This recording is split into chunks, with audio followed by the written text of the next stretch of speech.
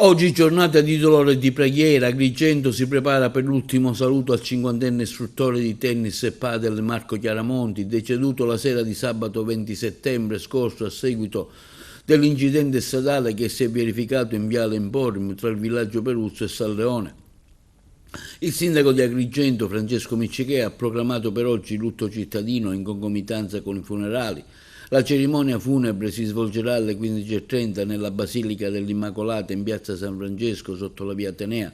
Durante la celebrazione bandiere a mezz'asta negli edifici pubblici, uffici comunali fermi, negozi e attività commerciali con le saracinesche abbassate.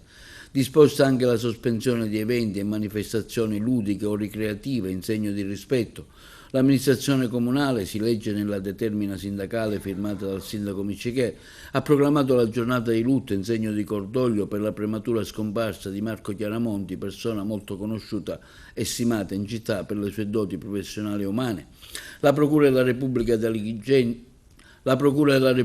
Agrigento ha in atto aperto un'inchiesta per ricercare le cause che hanno provocato l'incidente mortale nei pressi del Viale Emporium e se lo scooter sbandato per via della buca presente nella strada che ha causato il ribaltamento verso un tronco d'albero.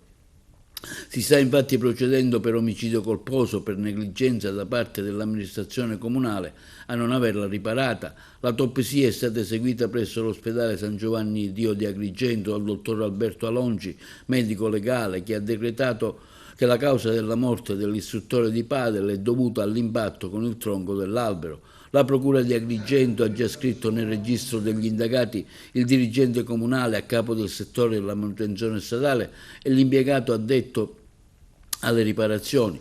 L'atto del Tribunale è un atto dovuto per consentire agli indagati di nominare dei propri consulenti per un giusto contraddittorio.